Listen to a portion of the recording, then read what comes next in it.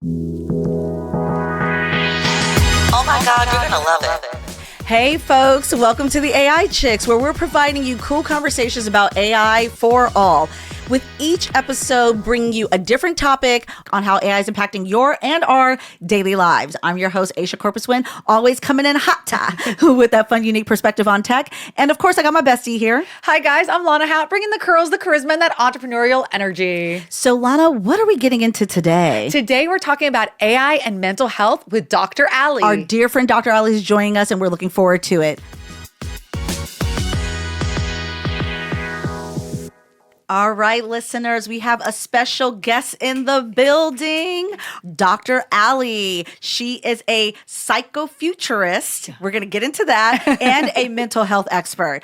Thank you for joining us on the AI Chicks. First of all, I am so excited. You have no idea. I love talking and getting to talk without anybody telling me what to do. I love it. It's about to get crazy. And just so you guys know, we've known Dr. Ali for years. We go way back. Yeah. And I'm so excited to have her on this podcast to get into some AI and life, beauty, mental health, all the things. All the things. So Dr. Ali, for the people who do not know you, can you give us a little bit of background on who you are? I have a PhD in clinical psychology with an emphasis in health. So she's a real doctor, guys. So I'm an actual doctor with like entirely too many degrees. I say I'm your not so friendly neighborhood life coach who got all the degrees so you don't have to. But I pivoted into life coaching. I pivoted into media. That's one of the ways Aisha and I also know each other. Been featured on a few different shows, like Mother Like Daughter was a show that I actually hosted with my mom.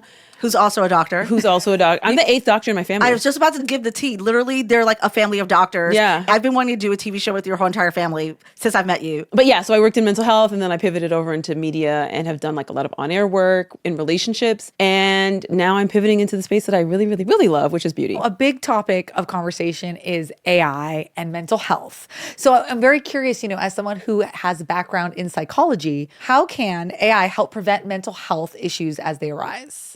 So there's a number of things. Obviously, no tool is perfectly useful in all circumstances. Mm-hmm. When people have conversations about AI in general, I want to help them understand that. If you're talking about a hammer, for example, a hammer can build a beautiful home for somebody, but it can also be like a weapon used to harm people. With AI and mental health, there's a lot of fear and trepidation that people have because obviously we've seen things like on social media, because I'm chronically online. IG is nothing compared to my literal TikTok obsession. It's really bad. But what we've seen is like this increase in what people are calling spiritual psychosis on that app, which is not a real diagnosis. What we can see is that AI takes people's words a little too literally. It has a difficult time creating nuance when somebody might be speaking in metaphor or might be speaking a little bit more flowery. And so when people are talking about emotions, they tend to use lots of metaphor because emotions are abstract things that are hard to like really pin down. As like, what is sadness? How do you explain what loneliness is, right? And so if you have AI that's been built by somebody, a bajillion people are building these data sets for these AI generators. So you have these people who are building these things, and it has this idea of like, okay, this is what loneliness is. But then somebody presents with something else and the app gets it wrong. Or if somebody says something like, hey, I'm going to, walk over this bridge. What's the difference between walk over a bridge and walk off a bridge? And how does AI know the difference? And are they saying it metaphorically, or are they saying it as a part of like a suicidal ideation? Right now, it seems like these models aren't really finely tuned enough to really capture what a person is saying. And so if you have a person across from you, they're looking at your body language. What did you wear that day? Do you have proper hygiene? Because that's like some of the things you look for as a clinician. Mm-hmm. Is it different from the last time your client came to see you? And so you're able to create more context that AI might not fully be able to create yet. IQ versus EQ. The perfect example you talked about when you're seeing someone, you can just feel someone's energy, even though they're saying something else. You can feel that they're sad or feel that they're excited. Or someone can say, oh yeah, I'm fine, but you can read on their face that they're not. So there are these nuances that when you're just dealing with a chatbot or an LLM, or even with a voice recognition AI tool, they're not going to always get all of the nuances of a human's dynamic. Exactly. Yeah. They can't. But then on the flip side, what they can do is monitor your keystrokes, the type of language you're using in your text messages. And there's ways that we've been able to detect a person's depression levels based on how they're texting, what they're searching online. And so an AI could theoretically actually have more access to you than a clinician. In my mind, as a psychofuturist, right, as somebody who's thinking about the future of psychology, where it's going, where human neurological evolution is going, how is there a way that we could integrate the two? The digital side, where these AIs are maybe monitoring what people are doing, what's going on, especially for someone who's high risk, and then a real life human can be like, oh, I know them. Let me sit down with this information that AI gave me so that I can help them out. For example, in psych hospitals, we have this thing called a one-on-one. People who actually sit with a patient who's like high risk and they'll be there all day. So if we could have a combination of monitoring like at a digital level and a human level, I think that could be something that could be really helpful. I think you touched on something that was really interesting when you were talking about the conversations with an LLM, because it's about intent of use. People who made these LLMs maybe did not think about the mental health conversations that an individual was going to be having with it. With a lot of the tech, it evolves. When they first created social media apps, they weren't thinking that there would be the whole influencer and whole social media manager industry and all of the other things like that. So I do agree with you that a lot of the tech industry is encouraged to be innovative. Exactly. That's the whole point of what tech does. So then they are innovating something new, but then not understanding the full applications and capabilities and impact of it until we really start embedding it into society and usage. I don't think that they necessarily anticipated people having conversations with chat about their emotions or about what things they were struggling with. Part of understanding the model's capabilities is understanding the guardrails that they put up. I know I've heard from a lot of people talking about how they use AI, and I've heard a lot of people talking about if I've had an argument with a significant other or a coworker, I'm now telling chat the rundown of what happened. Chat, am I valid for how I felt, or did I handle it correctly? Which I do not know if the tech engineers thought that it was going to go that specific. Yeah, I think the tech engineers thought it would be a problem solver in the way that you ask it for questions for work or homework or things like that. We don't know necessarily who's back there. Like you're saying, the original purpose of it was more to help people edit copy and search for things. It's like a word prediction system, right? And they didn't maybe realize that, people are going to be asking complicated issues of like spirituality and morality. And, I've seen people using it as like a religious leader. Really? Oh, yeah, girl. I've missed that one in my feed. See, you're not chronically on TikTok. At the end of the day, that's a part of the solution as well, right? Yes. It's failing fast. They're figuring out new use cases as they go along because we are all, for better or worse, kind of testing this out. Yes. Right? Very together. We're all testing it out collectively. Together. We are all seeing like what's going to happen, what's going to work and what's not going to work. And I think that over time, we're going to have more specialized models that will be trained specifically for things like mental health. Because one positive thing about it is there are not enough clinicians all the time, right? Healthcare is harder for some people to access, just on a very real point. Even within having like healthcare, you don't always have access to a clinician every single day. Some places will only give you 9 sessions a quarter, and we recommend you to come in every single week. And so if you don't have access to a clinician, in the future, I think that could be something that could be tested in a really ethical way and that we could roll out in the future. On that note, I think that's where the collaboration of tech with specific mental health experts, psychofuturists.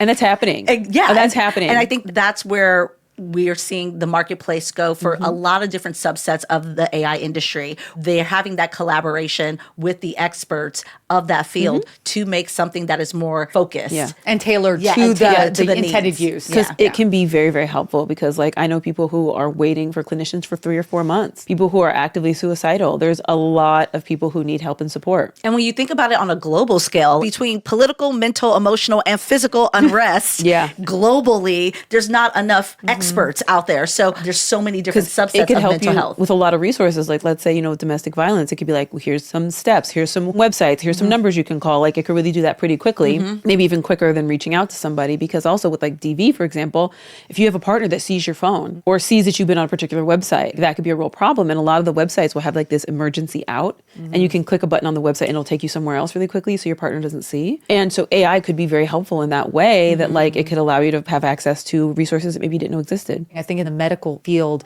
telehealth was definitely something that has transformed it because if you can't drive to see the doctor, there's different reasons why people need telehealth. It's just way more convenient.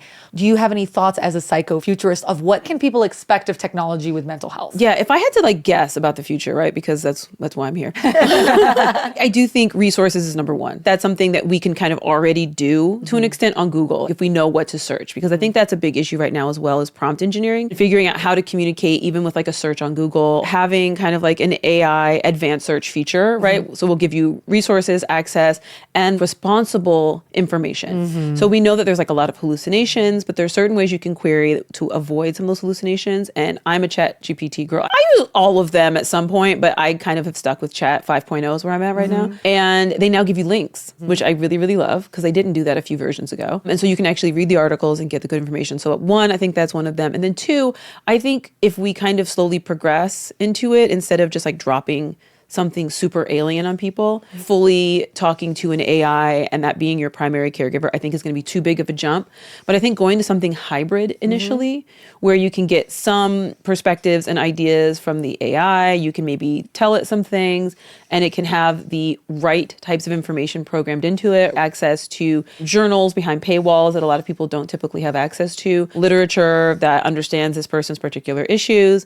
And then if something arises, like ding, ding, ding, ding, ding, it lets a therapist know. Yeah, and it can identify triggers when it has that type of data behind it. This doesn't sound right. Let's contact a person that can find you. It can begin to detect your levels of depression, levels of anxiety, just based on the words that you use and the order in which you use them. And so you can really start to get a good idea. And they've been able to do pretty decent sentiment analysis, I'll say, for maybe the past like 4 or 5 years, even before we had this huge surge in AI. It's pretty good at figuring you out. We've experienced that in entertainment in a different sense. You can actually run a script through an AI platform and it will break down the emotional journey of the script and then actually give you predictive analysis based off of audience data of what the audience emotional experience will be at the different scenes and stage of the script. What the audience's journey is going to be. Read the script, break down the emotional grading of the script, but then on top of that, the peaks of intensity, anger, sadness that the film would take you on as an audience member, especially when you are maybe doing a horror movie or a thriller movie. You want the results to be in that predictive analysis that the audience would feel. That's just for entertainment. Imagine how it can evolve for actually real human experiences and emotions, analyzing things, and not just the text data, but also computer vision. It's going to be using a lot of different AI modalities for humans to interact with it on a more regular basis. And you just got me thinking, I think we need to do a study where we look at what the AI predicted and then we actually measure audiences. We look at like where their eyes going on the screen with you have glasses that'll track and then like doing some heart rate variability stuff, maybe even like some sweating skin conductance, and then comparing the data to what AI actually predicted. And that could help train AI models on human emotion. Even better. Yeah. And that's the thing is when we're talking about this, you guys, I know we're kind of nerding out here on some. I'm sorry. Yeah, no, this is good. This is good because we speak this language. But I just want to break it down for some of our listeners and audience. There's all of these different AI capabilities and AI platforms and tools that are doing some of these things completely separately from one another. But what we're talking about is if you combine all of these into a multimodal AI system that is primarily focused for the purpose of mental health, this can really take it to the next level. This idea of connecting the real life emotion to what AI perceives, I think can be so helpful with what you talked about earlier, telehealth. Because during the pandemic, we all switched so fast into this telehealth space. Everything changed. Literally, I look at research as pre-pandemic, post-pandemic. Everything is so different now, especially in the space of mental health. If I see a study from like 2010, I'm like, the dark ages. Back in the old days. Back in the olden days, I'm like, how? How do we even understand? Because with telehealth, we get an opportunity to see a person, but you don't always get an opportunity to feel that person. So if there could be some type of wearable or some type of other technology that is able to kind of connect to that part of them, because let's be real, you don't really know your patient's heart rate when you're sitting in the room with them. So we have these devices called biofeedback devices that in the mental health community they would use. So skin conductance and resistance is the measure of how sweaty your hands are. And that can indicate a person's anxiety, a person's stress levels. You can wear this little band around your chest that measures how fast you're breathing, how slow you're breathing. And then we can also look at like skin temperature. You put a little thing on your finger and measure that. And so with those types of devices, we could actually understand a little bit more about what is going on inside of a person. And I feel like AI can be really super helpful with that. And before we get too far in, I think we've covered so much, but we forgot to do some of our standard AI Chicks segments here. Yes, the first one being our AI take. So Lana, who are we hearing from today? Today we're hearing from Claude about AI and mental health. According to Claude, AI systems show promise for expanding mental health access through chatbots, therapy apps, and early screening tools, but they can't replace human therapists for complex conditions or provide the nuanced understanding that comes from lived experience. The main concerns are over-reliance on AI for serious issues, privacy of sensitive data, and the risk of oversimplified responses to deeply personal struggles.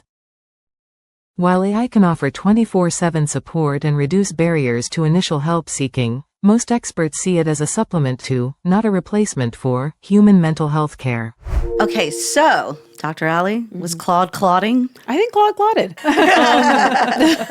I think it's pretty accurate, right? That it can help with immediate needs. If somebody needs like an assessment quickly, it can probably do that pretty accurately. I've actually seen some studies about like diagnostics when it comes to AI being able to measure that. And I think the idea of 24-hour access, I think is also really important. Yeah. There are some diagnoses that do require a little bit more contact with the clinician. If some of that could be offloaded to AI in the future, I think that theoretically could be helpful. But it said we cannot replace a therapist. We cannot replace a human with AI. And that is also Facts. 100% correct. Yeah. Yes. I think this is one of the main topics where AI was very direct in saying AI cannot replace humans in this area. I don't think we've ever had an AI take that specifically said it like that. Yeah, I don't think so. Yeah. I think it's because of the topic, Yeah, of right? course, of Mental course. health and the fact that there needs to be guardrails is something that's so important. And I think we touched on that a little bit earlier in our conversation.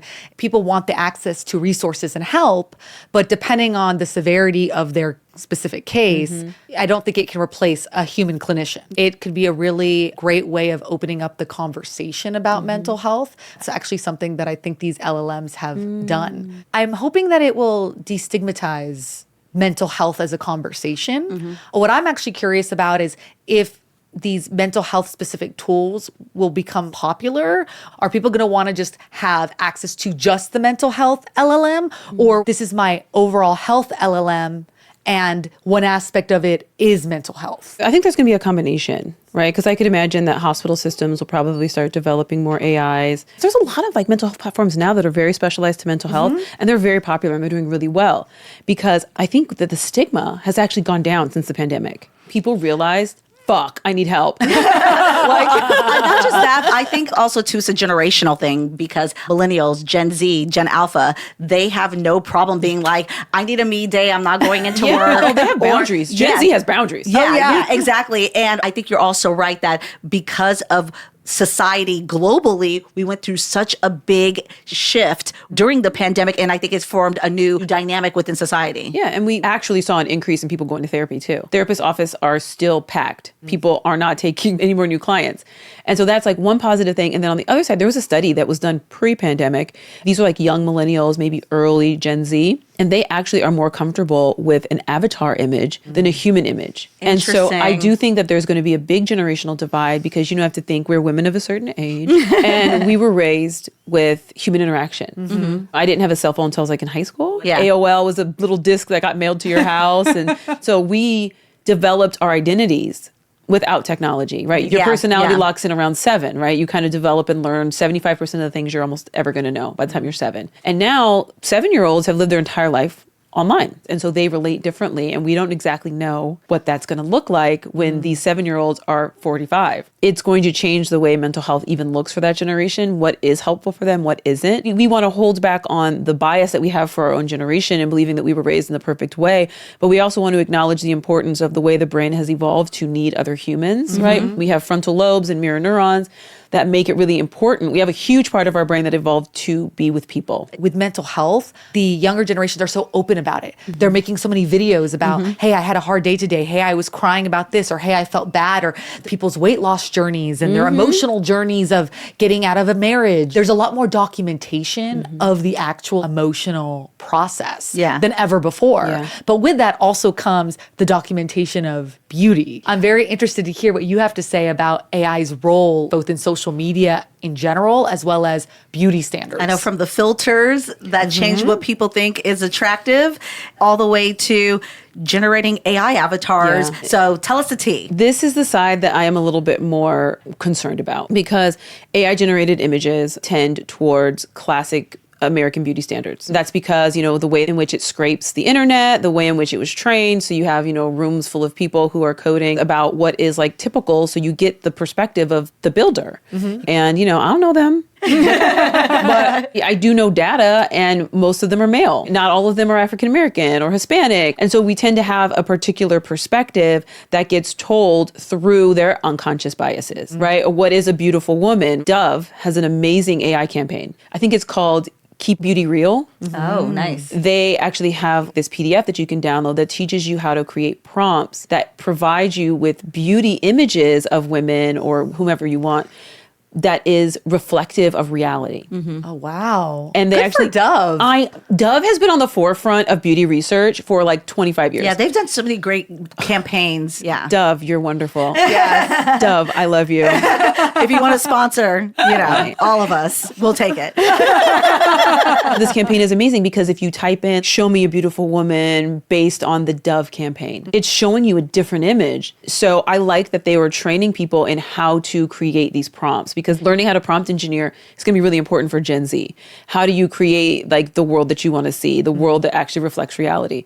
And the other part, like with social media, for example, we definitely see the longer you're on social media, the higher people's depression is, the higher their anxiety is, the lower their self-esteem is. Do you think that's because of comparison culture? Absolutely. Yes. And it's all edited. It's all constructed. I am not the same person I am exactly when I'm on social media. And this goes back to a psychological concept of self, right? There's multiple selves. We don't act the same at the club as when we're at church. Those are two different parts of ourself, and they're both important to integrate. So there's a lot of comparison with a very limited side of a person. But because it's social media, you think it's real. And so because your brain defaults toward it being real, you believe that you're just not matching up. Yeah. You don't know what's on the other side of that camera. It is one dimensional. You're only seeing one dimension, and then you're comparing all of your dimensions to their one Exactly. dimension. Yeah, exactly. Exactly. And then you start to beat yourself up and you're mad. Even if you know a video is AI, your brain still registers it as real. I don't look like that. Yeah. 1 in 3 women have issues with self-esteem because of the things that they're seeing online. Even before AI, we still had images